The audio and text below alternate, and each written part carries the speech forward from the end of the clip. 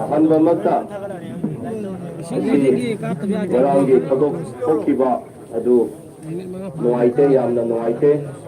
ꯑꯩꯗꯤ ꯊꯑꯣꯏꯅ ꯑꯗꯨꯒꯤꯗꯃꯛꯇ ꯑꯩ ꯆꯤꯡꯗ ꯑꯩꯈꯣꯏ ꯅ꯭ꯌꯨ ꯏꯌꯔ ꯁꯦꯂꯦꯕ꯭ꯔꯦꯁꯟ ꯆꯠꯊꯔꯤꯕꯅꯤ. ꯑꯗꯨꯕꯨ ꯏꯆꯤꯜ ꯏꯅꯥꯎ ꯁꯨꯃꯥꯏꯅ ꯊꯣꯛꯈꯤꯕꯗꯒꯤ ꯅꯨꯡꯉꯥꯏꯇꯦ ꯍꯥꯏꯗꯅ ꯄꯥꯎ ꯐꯪꯕꯗꯒꯤ ꯆꯤꯡꯗꯒꯤ ꯆꯦꯜꯂꯛꯂꯒ ꯈꯤꯇꯪ ꯊꯦꯡꯈꯤꯕꯅꯤ. ꯑꯩꯅ ꯊꯝꯖꯅꯤꯡꯕꯗꯤ ꯑꯍꯥꯟꯕꯃꯛꯇ ꯑꯩꯈꯣꯏ forum for restoration of piece ꯍꯥꯏꯕꯁꯤ ꯏꯆꯤꯜ ꯏꯅꯥꯎ ꯃꯩꯇꯩ ꯄꯥꯡꯒꯜ, ꯃꯅꯤꯄꯨꯔꯤ ꯒꯣꯔꯈꯥ, ꯑꯗꯨꯒ ꯑꯩꯈꯣꯏ ꯏꯆꯤꯜ ꯏꯅꯥꯎ ꯅꯥꯒꯥ ꯃꯌꯥꯝ ꯂꯚꯤꯡ ꯄꯤꯁ ꯄꯤꯄꯜ, ꯅꯨꯡꯁꯤ ꯆꯥꯟꯅꯅ ꯂꯩꯃꯤꯟꯅꯅꯤꯡꯕꯁꯤꯡ, ꯅꯨꯡꯁꯤꯕ ꯄꯤꯁ ꯄꯥꯝꯕ ꯄꯨꯝꯅꯃꯛꯅ ꯁꯦꯝꯈꯤꯕ ꯑꯗꯨꯒꯨꯝꯕ forum for restoration of peace Manipur ꯍꯥꯏꯕꯅꯤ. ꯑꯍꯥꯟꯕꯃꯛꯇ ꯉꯔꯥꯡ ꯊꯧꯗꯣꯛ ꯊꯣꯛꯈꯤꯕ ꯑꯗꯣ ꯑꯩꯈꯣꯏ ꯐꯣꯔꯝ ꯐꯣꯔ ꯔꯦꯁꯇꯣꯔꯦꯁꯟ ꯑꯣꯐ ꯄꯤꯁꯅ ꯌꯥꯝꯅ ꯑꯀꯟꯕ ꯃꯑꯣꯡꯗ ꯁ꯭ꯇꯔꯣꯡꯂꯤ ꯀꯟꯗꯦꯝ ꯇꯧꯏ. ꯑꯩꯈꯣꯏ ꯍꯣꯔꯦꯟ ꯈꯕꯔꯗꯁꯨ ꯍꯥꯞꯀꯅꯤ. ꯂꯣꯏꯅ ꯇꯧꯕ ꯂꯣꯏꯔꯦ. ꯑꯍꯥꯟꯕꯃꯛꯇ ꯑꯗꯨ ꯑꯩꯈꯣꯏꯅ ꯀꯟꯗꯦꯝ ꯇꯧꯖꯔꯤ. ꯑꯅꯤꯁꯨꯕꯗ ꯂꯥꯏꯕꯛ ꯊꯤꯅ ꯊꯣꯛꯈꯤꯕ ꯏꯆꯤꯜ ꯏꯅꯥꯎꯁꯤꯡ ꯂꯩꯈꯤꯗꯕ ꯃꯣꯏ ꯊꯋꯥꯏ ꯏꯪꯅ ꯆꯤꯛꯅ ꯄꯣꯠ ꯊꯥꯔꯁꯅꯨ ꯍꯥꯏꯕꯁꯦ ꯑꯩꯈꯣꯏꯒꯤ ꯐꯣꯔꯝ ꯐꯣꯔ ꯔꯦꯁꯇꯣꯔꯦꯁꯟ ꯑꯣꯐ ꯄꯤꯁꯀꯤ ꯃꯦꯁꯦꯖꯅꯤ. ꯁꯣꯛꯇꯅ ꯂꯩꯔꯤꯕꯁꯤꯡꯗ ꯑꯩꯈꯣꯏ ꯃꯌꯥꯝꯅ ꯆꯪꯂꯒ ꯀꯔꯝꯍꯥꯏꯅ ꯊꯋꯥꯏ ꯀꯟꯖꯔꯥ ꯍꯥꯏꯕꯁꯤꯁꯨ ꯑꯩꯈꯣꯏ ꯃꯌꯥꯝ ꯃꯗꯨꯗ ꯑꯩꯈꯣꯏ ꯀꯣꯛ ꯊꯥꯗꯁꯤ. ꯑꯗꯨꯒ ꯃꯁꯤ ꯐꯖꯅ ꯂꯩꯔꯤꯕ ꯑꯩꯈꯣꯏ ꯃꯌꯥꯝꯅ ꯌꯦꯡꯁꯤꯟꯕꯤꯁꯤ ꯍꯥꯏꯕꯁꯦ ꯑꯩꯅ ꯍꯥꯏꯅꯤꯡꯉꯤ. ꯃꯅꯤꯄꯨꯔ ꯍꯥꯏꯕꯁꯤ ꯑꯗꯨꯒ ꯄ꯭ꯔꯤꯊꯤꯕꯤꯗ ꯑꯩꯈꯣꯏꯅ ꯈꯪꯒꯗꯕꯗꯤ ꯑꯦꯅꯤ ꯂꯩꯕꯥꯛ ꯀꯟꯇ꯭ꯔꯤ ꯑꯃꯗ ꯀꯥꯡꯂꯨꯞ ꯑꯃ, ꯖꯥꯇꯤ ꯑꯃꯈꯛ ꯂꯩꯕꯥꯛ ꯑꯗꯨꯗ ꯇꯥꯔꯒ, ꯀꯝꯃꯨꯅꯤꯇꯤ ꯑꯃꯈꯛ ꯇꯥꯔꯒ ꯂꯩꯕꯥꯛ ꯑꯗꯨꯗ ꯁꯦꯝꯒꯠꯂꯦ ꯍꯤꯡꯉꯦ ꯍꯥꯏꯕꯒꯤ ꯋꯥꯔꯜꯗ ꯀꯩꯗꯧꯉꯩꯗꯁꯨ ꯐꯪꯉꯣꯏ. ꯃꯁꯤ ꯈꯪꯗꯕꯁꯤ ꯀꯔꯤꯒꯤꯅꯣ? Everywhere, any countryꯗ ꯆꯠꯂꯁꯨ, ꯆꯥꯏꯅꯥꯗ ꯑꯣꯏꯔꯁꯨ, ꯆꯥꯏꯅꯥꯗ ꯖꯥꯇꯤ ꯂꯣꯏꯅ ꯁꯨꯏ. ꯑꯃꯦꯔꯤꯀꯥꯗ ꯑꯣꯏꯔꯁꯨ, ꯑꯐ꯭रिꯀꯥꯗ ꯑꯣꯏꯔꯁꯨ, ꯑꯦꯅꯤ ꯋꯥꯔꯜꯒꯤ ꯃꯐꯝꯗ ꯖꯥꯇꯤ ꯑꯃꯈꯛꯇꯅ ꯍꯤꯡꯉꯦ ꯂꯩꯌꯦ ꯍꯥꯏꯕ ꯂꯩꯇꯦꯕ. ꯑꯗꯨꯒ ꯑꯩꯈꯣꯏꯅ ꯃꯦꯖꯣꯔꯤꯇꯤꯅꯤ, ꯃꯥꯏꯅꯣꯔꯤꯇꯤꯅꯤ, ꯑꯩꯈꯣꯏꯒꯤ ꯇꯧꯅꯤꯡꯕ ꯇꯧꯒꯅꯤ, ꯑꯗꯨ ꯇꯧꯒꯅꯤ ꯍꯥꯏꯕꯒꯤ ꯄ꯭ꯔꯤꯊꯤꯕꯤꯗ ꯂꯩꯇꯦꯕ. ꯑꯗꯨꯒꯨꯝꯕ ꯂꯩꯕꯗꯨꯗꯤ ꯂꯩꯕꯥꯛ ꯑꯗꯨꯗꯤ ꯈ꯭ꯋꯥꯏꯗꯒꯤ ꯆꯥꯎꯈꯠꯇꯕ ꯂꯩꯕꯥꯛꯅꯤ. ꯑꯗꯨꯅ ꯃꯥꯏꯅꯣꯔꯤꯇꯤ ꯑꯣꯏꯒꯦꯔꯥ, ꯑꯩꯈꯣꯏ ꯋꯥꯈꯜ ꯄꯤꯛꯅꯤꯡꯉꯥꯏ ꯀꯔꯤꯃꯠꯇ ꯑꯩꯈꯣꯏ ꯀꯤꯅꯤꯡꯉꯥꯏ ꯂꯩꯇꯦ. ꯑꯩꯈꯣꯏ ꯑꯗꯨꯅ ꯑꯩꯅ ꯉꯁꯤ ꯊꯝꯖꯅꯤꯡꯕꯗꯤ ꯑꯗꯨꯃꯥꯏꯅ ꯄ꯭ꯔꯤꯊꯤꯕꯤꯗ ꯏꯁꯣꯔꯅ ꯑꯩꯈꯣꯏꯕꯨ ꯁꯦꯝꯕ ꯃꯇꯝꯗ ꯖꯥꯇꯤ ꯂꯣꯏꯅ ꯅꯨꯡꯁꯤꯅ ꯂꯩꯃꯤꯟꯅꯧ ꯍꯥꯏꯗꯅ ꯀꯟꯇ꯭ꯔꯤ ꯈꯨꯗꯤꯡꯃꯛꯇ ꯂꯣꯏꯅ ꯂꯩꯔꯒ ꯂꯩꯃꯤꯟꯅꯔꯤꯕꯅꯤ. ꯏꯟꯗꯤꯌꯥꯁꯨ ꯑꯗꯨꯒꯨꯝꯕ ꯃꯜꯇꯤ ꯑꯗꯨꯒꯨꯝꯕ ꯀꯝꯃꯨꯅꯤꯇꯤ ꯀꯟꯇ꯭ꯔꯤꯅꯤ. ꯑꯗꯨꯃꯥꯏꯅ ꯃꯅꯤꯄꯨꯔꯗꯁꯨ ꯉꯁꯤ ꯀꯥꯡꯂꯨꯞ ꯃꯌꯥꯝ ꯂꯩꯔꯤ. ꯑꯗꯨꯅ ꯉꯁꯤ ꯁꯨꯃꯥꯏꯅ ꯉꯔꯥꯡ ꯌꯥꯝꯅ ꯂꯥꯏꯕꯛ ꯊꯤꯕ 2024 ꯑꯁꯤ ꯃꯅꯤꯄꯨꯔꯗ ꯏꯪꯊꯕ ꯁꯥꯟꯇꯤ ꯂꯩꯔꯛꯁꯅꯨ ꯍꯥꯏꯗꯅ ꯑꯩꯈꯣꯏꯅ ꯂꯥꯎꯔꯛꯄꯅꯤ. ꯍꯧꯈꯤꯕ ꯆꯍꯤ 2023ꯁꯤ ꯌꯥꯝꯅ ꯂꯥꯏꯕꯛ ꯊꯤꯕ ꯊꯧꯗꯣꯛ ꯊꯣꯛꯄ ꯑꯩꯈꯣꯏ ꯃꯌꯥꯝꯅ ꯎꯗꯅ ꯈꯪꯗꯅ ꯂꯩꯔꯦ. ꯑꯅꯧꯕ ꯆꯍꯤ 24 ꯂꯥꯛꯄꯁꯤꯗ ꯃꯅꯤꯄꯨꯔꯗ ꯑꯅꯧꯕ ꯄꯨꯟꯁꯤ ꯂꯝꯕꯤ ꯏꯪꯊꯕꯗꯨ ꯂꯩꯔꯁꯅꯨ ꯍꯥꯏꯅ ꯃꯌꯥꯝꯅ ꯏꯁꯣꯔ ꯃꯄꯨꯕꯨ ꯅꯤꯡꯗꯅ ꯂꯩꯔꯛ ꯀꯥꯟꯁꯤꯗ ꯉꯔꯥꯡ ꯌꯥꯝꯅ ꯂꯥꯏꯕꯛ ꯊꯤꯕ ꯇꯥꯡ 1 2024 ꯑꯅꯧꯕ ꯆꯍꯤ ꯍꯧꯕ ꯅꯤꯌꯔ ꯍꯦꯛ ꯍꯧꯕꯁꯤꯗ ꯁ꯭ꯋꯥꯏꯒꯤ ꯖꯒꯥ ꯑꯦꯔꯤꯌꯥꯁꯤꯗ ꯌꯥꯝꯅ ꯃꯑꯣꯡ ꯇꯥꯗꯕ ꯃꯑꯣꯡꯗ ꯊꯣꯛꯇꯅ ꯃꯤꯁꯤꯡꯅ ꯊꯣꯛꯈꯤꯕ ꯂꯩꯈꯤꯕ ꯄꯨꯝꯅꯃꯛꯁꯦ ꯊꯃꯣꯏ ꯁꯦꯡꯅ ꯋꯥꯈꯜ ꯅꯨꯡꯉꯥꯏꯇꯦ.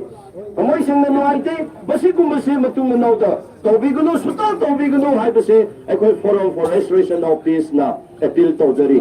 ꯑꯗꯨꯒ ꯑꯁꯨꯃꯥꯏꯅ ꯑꯩꯈꯣꯏ ꯃꯤ ꯑꯣꯏꯕꯅ ꯄꯥꯝꯗꯕ ꯑꯩꯈꯣꯏꯒꯤ ꯂꯣ ꯂꯩꯔꯤ ꯄꯨꯝꯅꯃꯛꯁꯦ ꯑꯩꯈꯣꯏꯅ ꯄꯦꯟꯗꯕ ꯄꯥꯝꯗꯕꯗꯣ ꯋꯥꯀꯜꯂꯒ ꯂꯣ ꯃꯇꯨꯡ ꯏꯟꯅ ꯆꯠꯊꯕ ꯃꯇꯝꯗ ꯑꯩꯈꯣꯏ ꯄꯤꯁꯐꯨꯜ ꯀꯣꯑꯦꯛꯁꯤꯁꯇꯦꯟ ꯏꯪꯅ ꯆꯤꯛꯅ ꯅꯨꯡꯁꯤ ꯆꯥꯟꯅ ꯃꯇꯝ ꯄꯨꯝꯕꯗ ꯂꯩꯕ ꯉꯝꯒꯅꯤ. ꯅꯠꯇ꯭ꯔꯒ ꯑꯩꯒꯤ ꯂꯩꯀꯥꯏ ꯑꯩꯒꯤ ꯂꯨꯞꯅ ꯂꯣꯁꯤ ꯃꯈꯨꯠꯇ ꯄꯥꯏꯔꯒ ꯇꯧꯅꯤꯡꯕ ꯇꯧꯅ ꯂꯩꯈ꯭ꯔꯗꯤ ꯃꯅꯤꯄꯨꯔꯁꯤ ꯀꯨꯏꯔꯔꯣꯏ. ꯃꯅꯤꯄꯨꯔ ꯊꯨꯒꯥꯏꯕꯗꯣ, ꯃꯅꯤꯄꯨꯔ ꯅꯨꯡꯁꯤꯗꯕꯗꯣ ꯑꯗꯨꯒꯨꯝꯕ ꯃꯤꯅꯤ ꯍꯥꯏꯕꯁꯦ ꯑꯩꯈꯣꯏ ꯈꯪꯒꯗꯕꯅꯤ. ꯅꯨꯡꯁꯤꯕꯗꯤ ꯁꯥꯕ ꯑꯗꯨꯕꯨ ꯃꯅꯤꯄꯨꯔ ꯅꯨꯡꯁꯤꯗꯕꯗꯣ ꯑꯗꯨꯒꯨꯝꯕ ꯃꯤ ꯂꯣ ꯈꯨꯠꯇ ꯄꯥꯏꯔꯒ ꯆꯠꯄ ꯃꯤ ꯑꯗꯨꯅꯤ ꯍꯥꯏꯕꯁꯦ ꯑꯩꯈꯣꯏꯅ ꯀꯟꯗꯦꯝ ꯇꯧꯒꯗꯕꯅꯤ. ꯃꯅꯤꯄꯨꯔ ꯀꯥꯏꯔꯛꯀꯗꯕꯁꯤ ꯀꯗꯥꯏꯗꯒꯤ ꯀꯥꯏꯔꯛꯀꯗꯕꯅꯣ? ꯑꯁꯤꯒꯨꯝꯕ ꯂꯣ ꯂꯩꯇꯕ, ꯃꯤꯅ ꯄꯥꯝꯗꯕ, ꯃꯤꯅ ꯆꯠꯄ ꯂꯝꯆꯠꯇ ꯆꯠꯇꯗꯅ ꯇꯧꯅꯤꯡꯕ ꯇꯧꯕ ꯀꯥꯟꯗ ꯃꯅꯤꯄꯨꯔ ꯀꯥꯏꯔꯛꯈ꯭ꯔꯒꯅꯤ. ꯑꯩꯈꯣই ꯃꯅꯤꯄꯨꯔ ꯂꯩꯃꯤꯟꯅꯔꯤꯕ ꯃꯅꯤꯄꯨꯔꯤ ꯄ꯭ꯔꯖꯥ ꯄꯨꯝꯅꯃꯛꯅ ꯚꯥꯞ ꯇꯥꯒꯗꯕꯅꯤ. ꯑꯗꯨꯅ ꯑꯩꯅ ꯑꯦꯄꯤꯜ ꯑꯃ ꯇꯧꯖꯔꯤ. ꯑꯩ ꯅꯥꯒꯥꯅꯤ, ꯑꯩ ꯆꯤꯡꯗꯒꯤꯅꯤ. ꯑꯩꯅ ꯑꯦꯄꯤꯜ ꯇꯧꯕꯗꯤ ꯃꯅꯤꯄꯨꯔꯗ ꯂꯩꯃꯤꯟꯅꯔꯤꯕ ꯖꯥꯇꯤ ꯀꯥꯡꯂꯨꯞ ꯈꯨꯗꯤꯡꯃꯛꯁꯦ ꯅꯨꯡꯁꯤ ꯆꯥꯟꯅꯅ ꯄꯤꯁꯐꯨꯜ ꯀꯣꯑꯦꯛꯁꯤꯁꯇꯦꯟ ꯑꯣꯏꯅ ꯑꯃꯠꯇ ꯑꯣꯏꯅ ꯂꯩꯃꯤꯟꯅꯁꯦ ꯍꯥꯏꯔꯗꯤ ꯃꯇꯨꯡ ꯃꯅꯥꯎꯗ मीना पामदबा हिंसा थबक लोन खुद पाइरगा अमुक कंटिन्यू तौबिरुनु कंटिन्यू तौबतारदी अखोइदसु तुमिना लेरोय मागी अंगम चका लोइना मागी अंगम की लोइना पावर लेबनी मणिपुरदा अमत्ता ओइना अखोइ नुसी चांना लेमिनसी हाइबगी अखोइ खामदना अखोइ अमत्ता ओइबे वाखललोंदा गसी फावदा थबक तौदना लेबनी मसी मणिपुरी पुनमगना कौबु यारोय अहुम सुबह point ngasi manipurda hawkiba chahida awaba kaya che khang da lakhre lo totally fair oire punamaga sigi matam sida ama amadu toklaga masigu mathokpa thodok se mamang da kaya thokda lakhre ai khoi gi lengak ni haida na ngak pani haida na akoi mla hampu 60 leri base kari torige manipurda hang leraga lo le jaba mongda Totoriba Tabak Mayamse, Moini Yangan Laribuse, public Nisu, I quite elected 60 Sibu, what para bigger than me. I quite Makweta condemned to Godavani, I gave Emelani Magin and the Kalunu.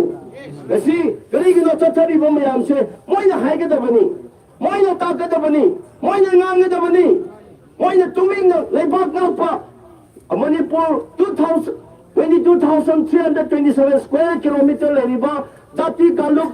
Kuntra mga henalariba asigumba state asi lengak akoina makani akoina law sengani na akoina khangkakiba 60 mla layaba adana 60 mla na karigi asigumba thokpa thodok mayam sida silent oiraga layriba no adana ngasi akoina haibadi lebak kaibagi wa na te adubu ngasi manipur da thokliba sidi law and order totally fair oire lengak laitaba ga chamanare akoigi hampur 60 mla layriba अखोई MLA से सीधरी हिंगे है बतारुदी ngasi le khapio ngasi wangang bio machin ka bio sikhe है बगे certificate दो पुथो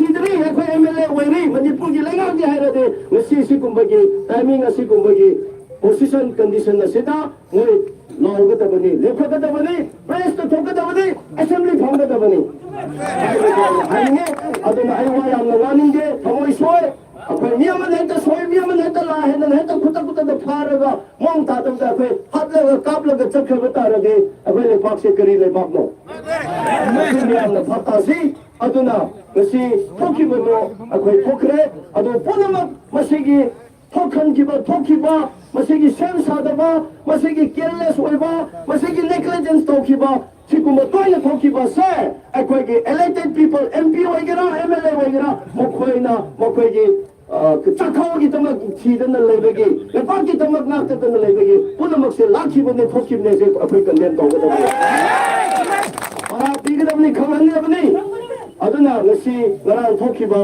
어떻게 거의 더와이 생나 거의 누가이때 아도나 마양나 정민나르가 마시기 걸프리 아토바다 파르가 아tom바 비판토파 로나 야블 아코이 던디도 비기다버니 라스트 던더닝들이 마시기 와로이싱 프락트링에다 아코이 미시비나 마양 톡던 레링에시다 짭짜나 제시시나 마망 타비레르가 설가가 바다나 에그리멘나마 또 토비오 Manipur na implement the way adult big promise commitment kaya pira na kasi thaba ko na panthokte compromise to ing halala compromise to aduna akoi gi miwai be punsi paisa na leba ya bo khota paisa na hetak ta compromise to ro chakib se nuai ke ta ga le ni nungsi na ba thoi ni punsi si akai ta ga le paisa na mi kan bangam ro aduna akoi na madusu ora si ko ta ga le aduna Mayang warang mani ngarande ki thoki bang mayam so ai su ching da lai so ai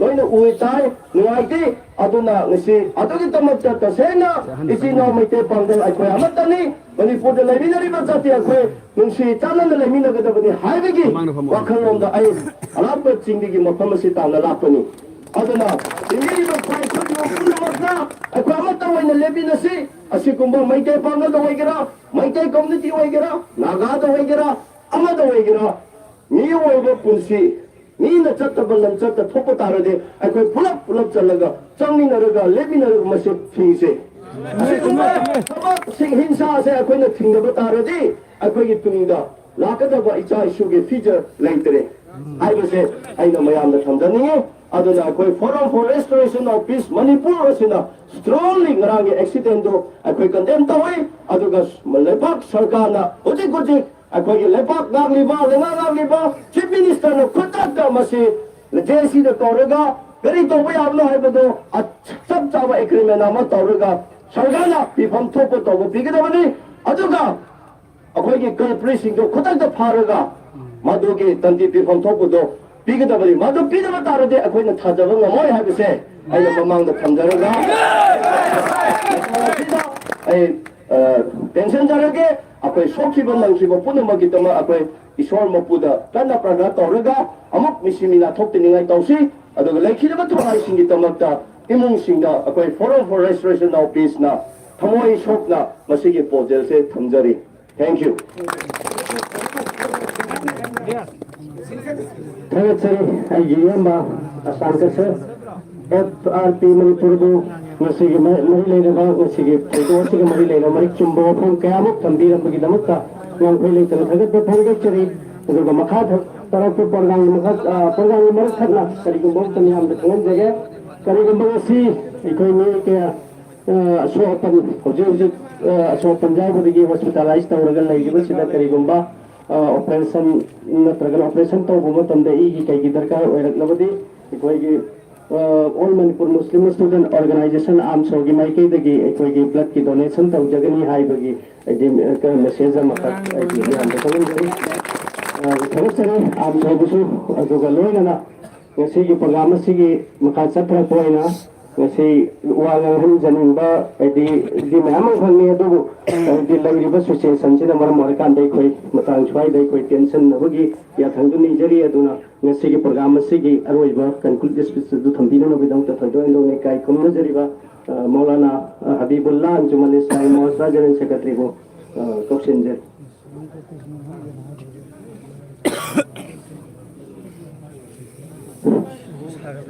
السلام عليكم ورحمة الله وبركاته. أعوذ بالله من الشيطان الرجيم. بسم الله الرحمن الرحيم.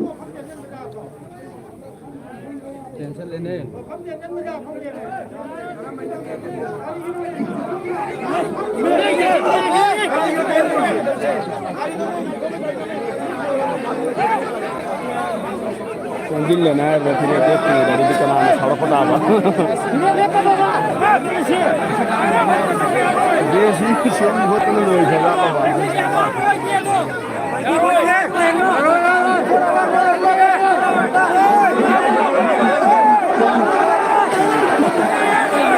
Tahu mereka tahu.